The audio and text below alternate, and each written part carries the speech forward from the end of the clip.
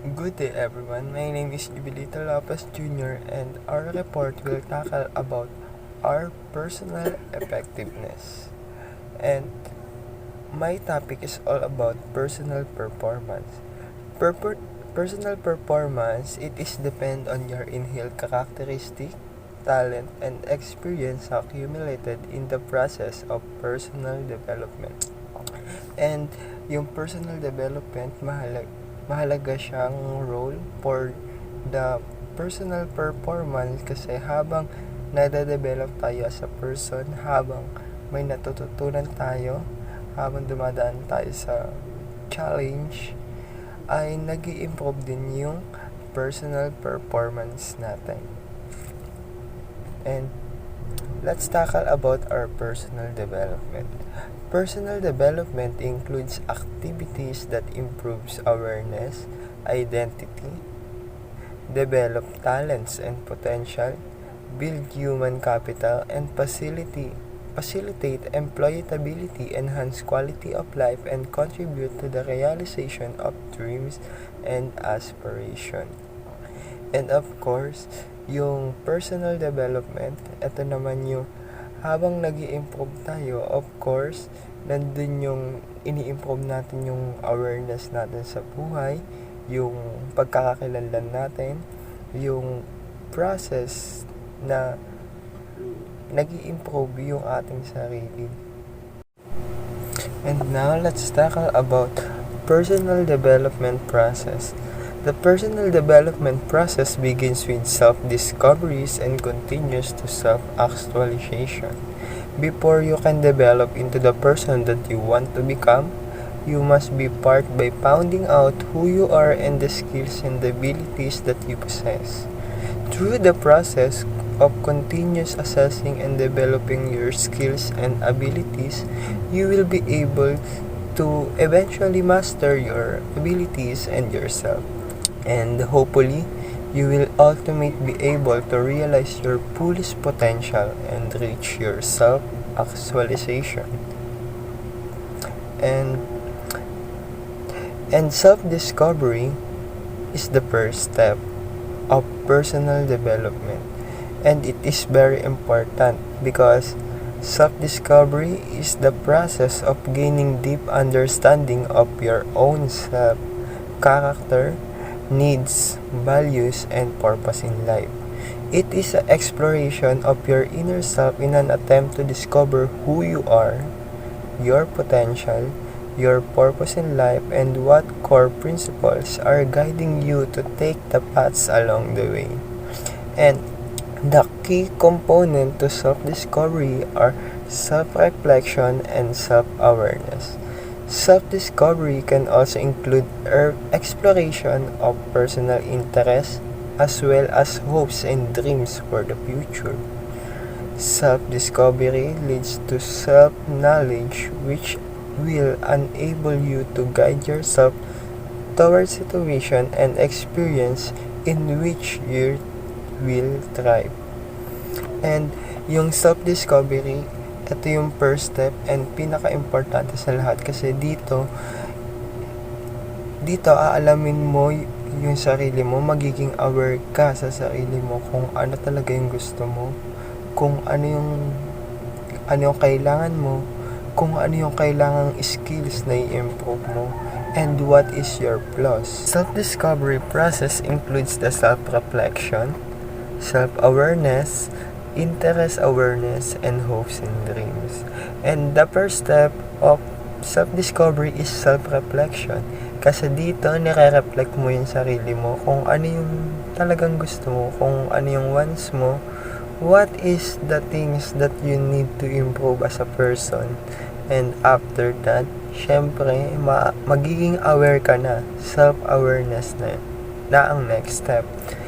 It means you aware on what you want, what you have, and what you don't have pa. And the next is the interest awareness. Dito, after mong maging aware sa sarili mo, of course, the interest, what interest that you want will follow. And after that, After you come up to the interest awareness, of course, the hopes and dreams and what you want to become in the future will tackle for you. And now, after we discover ourselves, let's find out our personal or self-development. Self-development is a process of consciously improving yourself in the various aspects of life. It is conscious pursuit of your personal growth and improving personal skills, competencies, talent, and knowledge in order to seek fulfillment and proactively reach your fullest potential. Self-development enables you to assess your skills and talent, to set goals, and then you take action to help you to achieve those goals and maximize your potential. Self-development has several elements including self-knowledge, self-assessment, action step or skills enhancement or personal growth. And tulad ng sabi ko kanina, self-knowledge is very important in our life because habang may natututunan tayo, mayroon tayong nalalaman, yung skills na mayroon tayo ay nadadagdagan. Yung action natin mas nag-i-improve. Yung the way we talk, the way we speak, and the way we act as a person, nag-i-improve yun through our self-knowledge. And next one is the self-assessment. Self-assessment naman dito, ina-assess natin yung sarili natin. And tatanggalin natin kung ano yung flaws, kung ano yung mali, and kung ano yung dapat i-improve pa. And the next is the action step. Dito naman, ini-enhance natin yung skills natin, and hindi lang yung skills, pati yung personal, syempre nag-improve din doon yung personal growth natin. And the next one is self-mastery. Self-mastery is the ability to recognize, understand, control, and make the most out of your physical, mental, emotional, and spiritual self. It is gained throughout the awareness, understanding, and control over your thoughts, emotions, and action. Essentially, self-mastery gives you control over the one things you can control in any given situation. And the last process is the self-actualization. Self-actualization is seeking for personal growth through peak experience in order to realize your fullest potential and reach the fulfillment. Self-actualization is the open through of or view as a destination or a process, but it is really a state of being. It is when you can say, I am being all that I am, and all that was I meant to be. Self-actualization is the ultimate goal of our personal development. After we tackle about the personal development and its meaning, let's find out the origin of the personal development. First is the major religions such as the old Abrahamic and Indian religion, as well as 20th century New Age philosophies has various use practices such as prayer, music, dance, singing, chanting, poetry, writing, sports, and martial arts. These practices have various functions such as health or aesthetic satisfaction, but they may be also to the final goals of personal development, such as discovering the meaning of life or living the good life. Michael Packard described in Care of the Self the technique of epimeleia used in ancient Greece and Rome, which include dieting, exercise, sexual abstinence, contemplation, prayer, and compassion, some of which also become important practice within the different branches of Christianity. Wushu and Tai Chi Chuan utilize traditional Chinese techniques, including breathing and energy exercises, meditation, martial art, as well as the practice linked to the traditional Chinese medicine, such as dieting, massage, and acupuncture. Two individual Asian philosophical traditions, those of Aristotle Western tradition and the Confucius the Eastern tradition, stand out and contribute to the worldwide view of personal development. In the 21st century, elsewhere, anonymously or named founder of School of Self-Development appear endemic note that the tradition of the Indian subcontinent in these regards. And now, let's find out the philosophers and tradition that can contribute to the personal development. The first one is Aristotle, and the Western tradition, Greek philosopher Aristotle, 384 BCE to 322 BCE, wrote Nicomachean Ethics, in which he defined the personal development as a category of phronesis or practical wisdom, where the practice of virtues leads to eudaimonia, commonly translated as happiness, but more accurate understood as a human flourishing or living well. Aristotle continues to influence the Western concept of personal development to this day, particularly in the economics and human development and in positive psychology. Confucius and the East Asian tradition in Chinese tradition, Confucius around 551 BCE to 479 BCE founded an ongoing philosophy. His ideas continues to influence family values, education, and management in China and East Asia.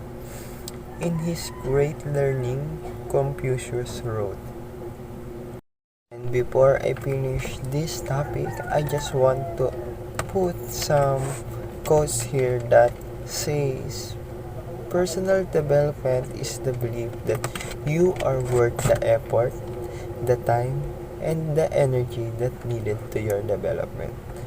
And that's all. Thank you, and you are worth it. Thank you.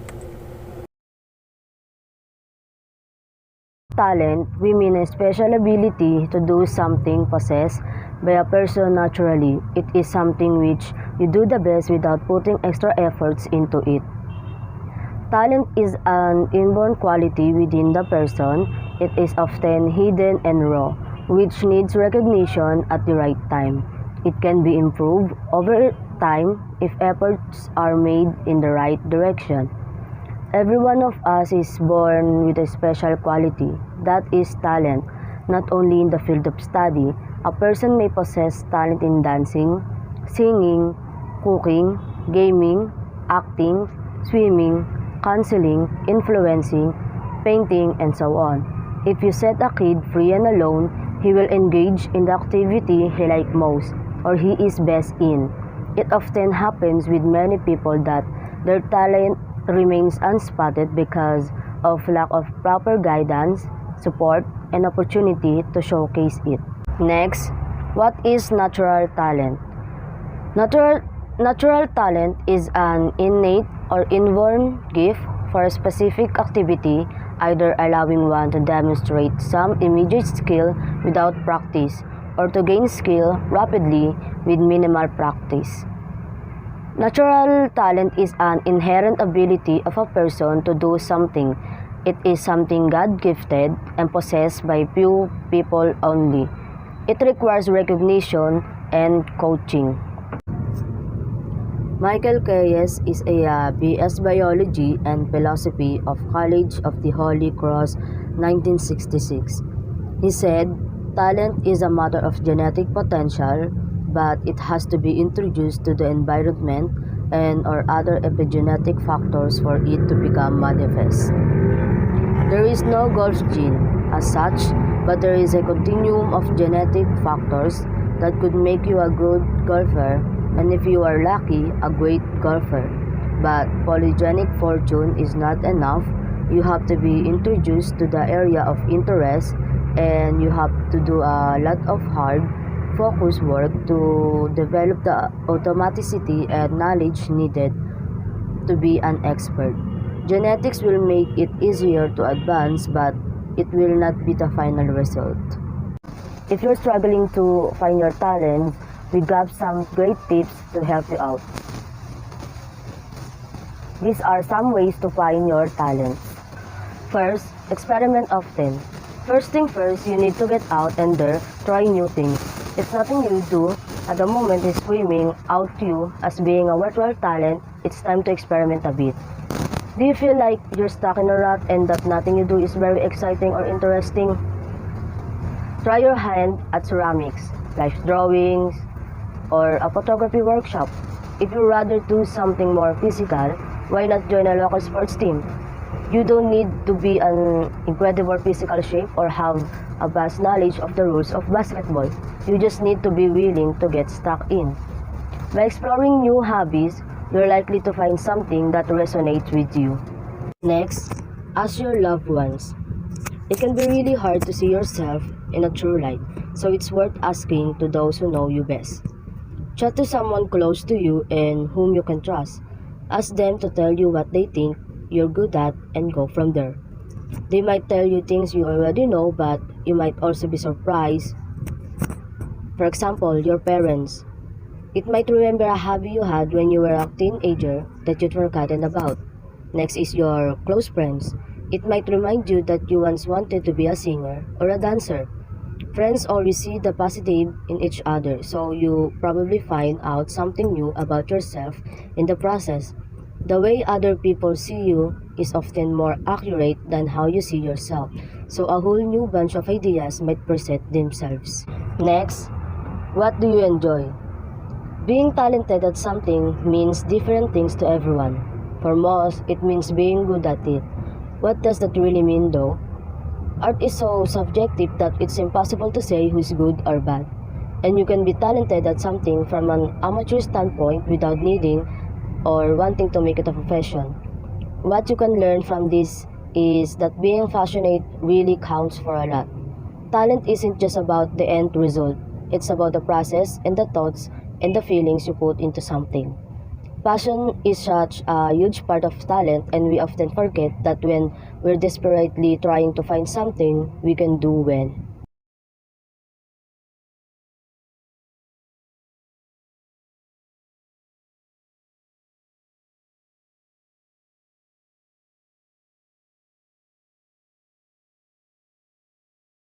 Next, think of your strength.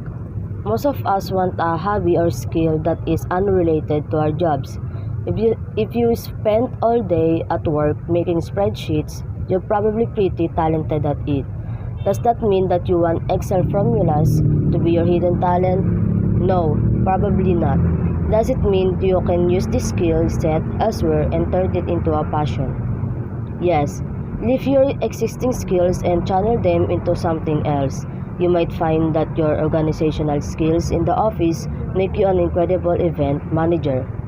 Being a team leader in a bar job might have actually prepared you for theater production. Lots of noise, colorful characters, and a knack for getting things done on busy evening shifts. Try to reframe your current skills and use them to power you into a new hobby. You'll be surprised by how many great things you can already do. From there, it's just a case of finding ways to let the talent shine. Next, listen to yourself. Do you get a sudden tug in your stomach when you hear someone playing the guitar? Does the thought of writing your own novel leave you feeling excited and nervous and full of hope? Chase that feeling and find out if it's something you can really pursue. It might be that you have one guitar lesson and hate it, or you might be a complete natural. Either way, you followed your heart and explored a new venue. Listening to what your soul is craving can be really tricky at times. You're busy with work and already struggling to juggle friendships, relationships, and that weekly gym class. Give yourself some breathing room to think and process and run with whatever thoughts pop up. If something keeps cropping up, chase it. Your heart knows what it wants, and that's a great way to lead to your next hidden talent being uncovered. Last, take on a big challenge. If you can think of any talents you have, you might be able to discover them by tackling something big and challenging. If you push yourself well beyond your comfort zone to your very limits, even you will be forced to learn quickly and work hard to achieve whatever it is you set out to do. A challenge doesn't have to be physical. It can be mental or practical or a combination of both. As long as you are doing something beyond your current know-how, you have the opportunity to learn new things, of which you might be good at some. So, these are some signs of talent. The first sign is talent represents truth. Genuine talent reveals these traits: truthfulness, undeniability, indisputability, and unquestionability. You know talent when you see it. In fact, amateurs or pretenders cannot carry it off and look genuine. In fact, they appear to be copycats or pale imitations of true talent, exhibiting neither innovation or creativity. Talent or skills in any field are honest, such that individuals possessing true talent do not hide behind abilities that they claim to have but that do not really exist. They can do what they say they can do and do it well. Faced with genuine aptitude, leadership and managerial teams find it difficult to deny, dispute, or question what they encounter on the job. The next sign is talent is about love. Talented individuals love and exemplify love by doing what they love, what provides inherent satisfaction, pride, and enjoyment. The people who are most successful, and certainly not merely with regard to financial and career success, but also and maybe more importantly, personal achievement. And it shows just ask them about their professions, their hobbies, and their gifts. They will tell you about what they do, explain it in relatable terms, and want truly to share their joy with you.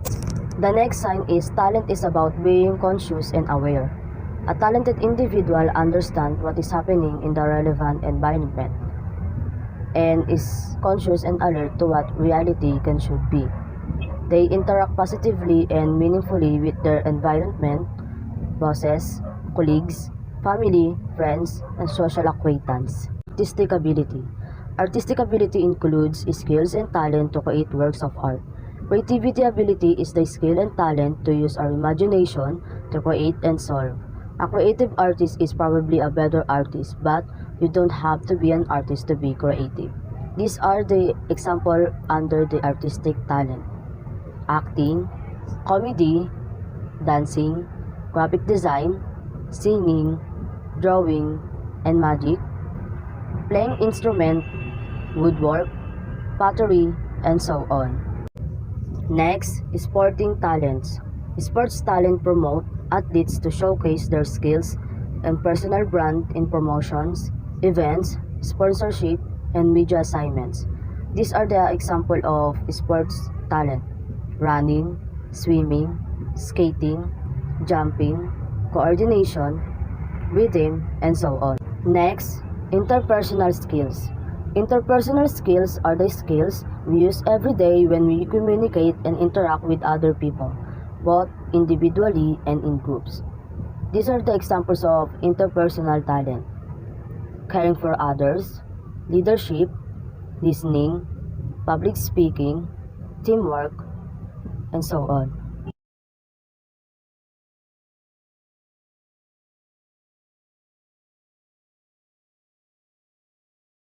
Good afternoon, everyone. My name is Cynthia Haddock. Skills. Skills is the ability to do something that comes from training, experience, or practice. Skills is a term that encompasses the knowledge and abilities to perform operational tasks. Skills are developed through life and work experiences that they can also be learned through study. There are two kinds of skills, the soft skills and technical skills. So what is soft skills? Are character traits like being self-motivated, creative, or reliable that positively affect how you work and interact with others. They are natural skills that usually can't be taught in classroom. The top 10 soft skills in a workplace. One is communication. Communication skills are the effective oral or written ways you express yourself in the workplace. Communication is a critical skills and is usually across a variety of industries from human resources to management. The next one is teamwork. Employers are always looking for candidates that are great at collaborating with a team. Teamwork skills help you operate well in a group and quickly and effectively accomplish tasks.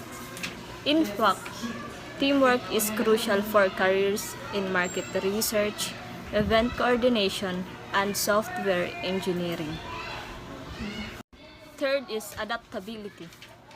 Adaptability and flexibility are essential skills for embracing and adjusting to change, like what we face in 2020 and are currently facing in 2021.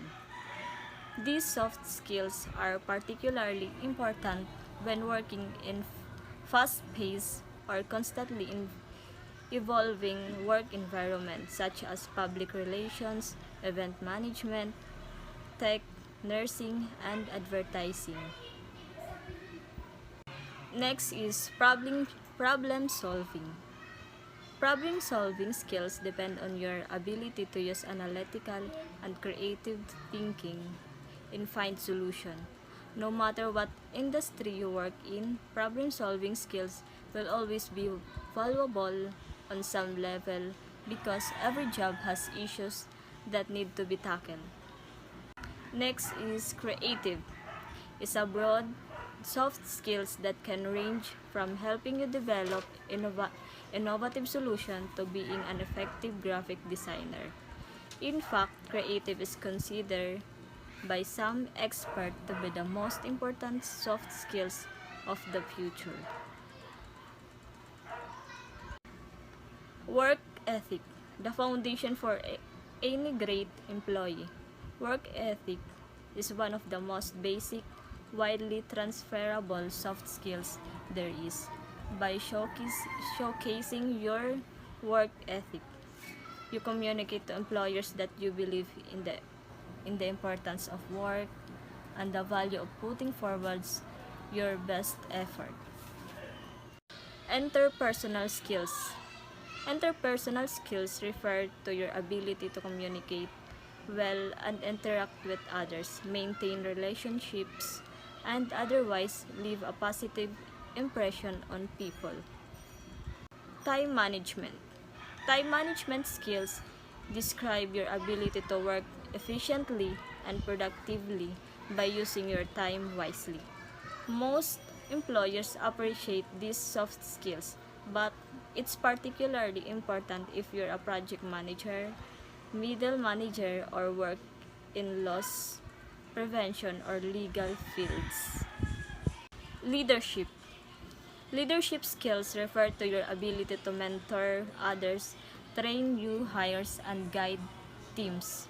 Strong leadership skills are also one of the most essential qualities when it comes to taking on more responsibility and being promoted within a company. Employers are always looking for reliable candidates with strong leadership skills to help them grow their companies. Attention to detail refers to your ability to be thorough and accurate in your work and notice even minor issues when they arise. Careers suited to detail-oriented people include accounting, pharmacology, and engineering. Technical skills, your ability to do specific work like cooking, computer programming, or teaching. They relate to a particular occupation. You may have learned technical skills from past work experience, schools, or training. You can improve your skills with practice, education, and training. These skills are often included in job listing to describe the primary responsibilities of a position, like build a cabinet, operate equipment, write computer code, investigate a scientific question, sell product to customers, and write an article. Good morning, everyone. My name is Bernadette Edmonds, and I will discuss about knowledge. So, what is knowledge? According to my research, knowledge is a familiarity, awareness, or understanding of someone or something, such as facts, skills, or objects. But in the philosophy theory about knowledge, they call epistemology. Epistemology means the philosophical study of the nature, origin, and limits of human knowledge. In this term is derived from the Greek episteme. It means knowledge, and logos, it means reason. Ang knowledge ay nakadepende hindi lang kasi sa edukasyon, binabasa ang salitang knowledge. Dahil ang knowledge ay nakukuha rin sa experience or sa ibang mga bagay like awareness or familiarity na nakukuha mo sa mga experience. For example, knowledge is all about what you know about a certain thing. Knowledge is about mental ability of a person to restore and provide ideas and opinions in a particular things. For example, having a possible learning that being stuck in a person's mind. And also can immediately provide solution or idea to a given problem, and having ability to create new things and unique opinions. According to Arthur 2002, knowledge can be categorized into 4 types, which are functional knowledge, procedural knowledge, and conceptual knowledge, cognitive knowledge. Knowledge described as the basic information about particular subject. So, conceptual knowledge refers to the knowledge or understanding of concepts, principles, theories, models, classification, conceptual knowledge refers to the understanding of concept, principle, theories, models, classification, etc. Procedural knowledge refers to the knowledge of how to perform a specific skill or task. Metacognitive knowledge refers what learns know about learning. That's all. Thank you.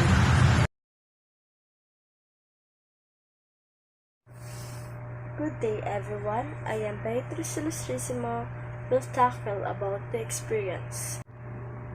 So let us know what experience is. Based on the Merriam-Webster, it is the process of doing, seeing, and of having things that will happen to you. Experience includes the knowledge and skills that we acquire in the process of cognitive and practical activities.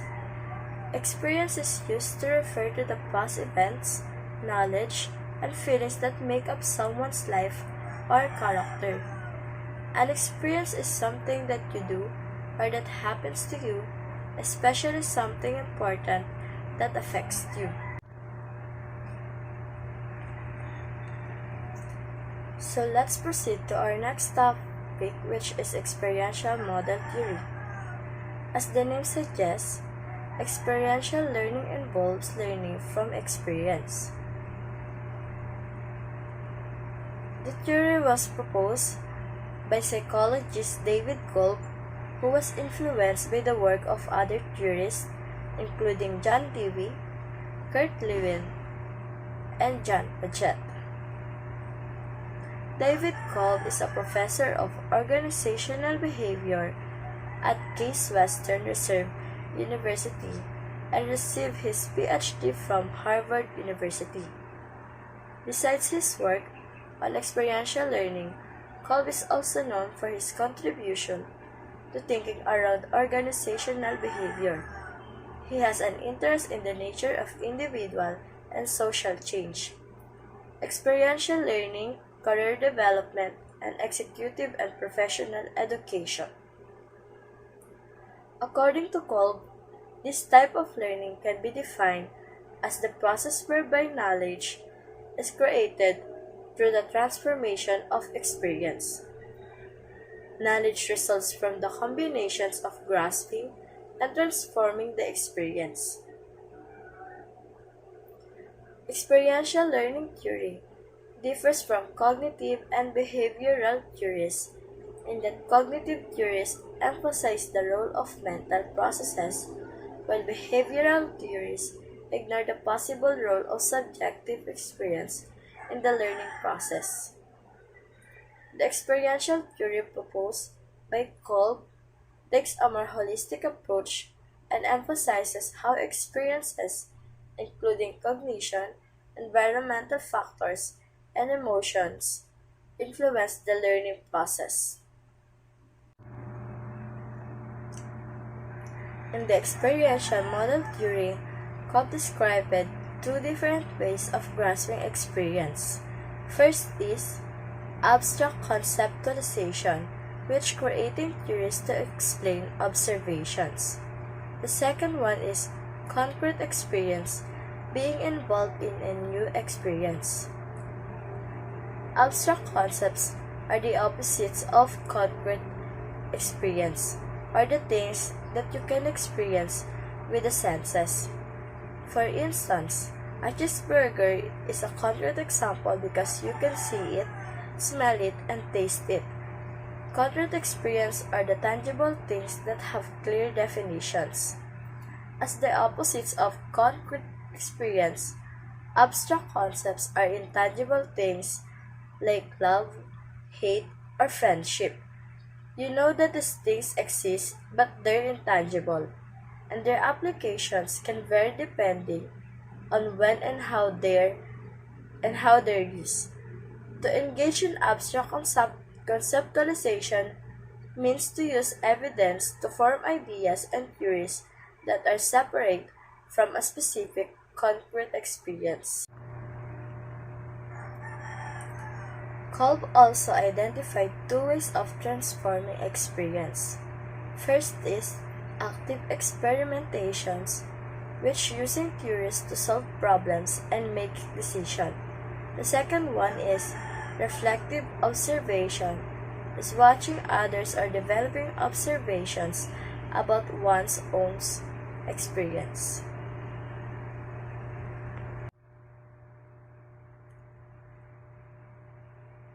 There are also three types of learning experiences.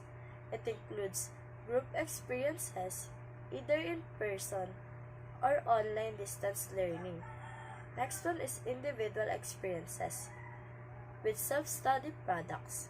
The last one is blended experiences that includes elements of both group and individual learning experiences.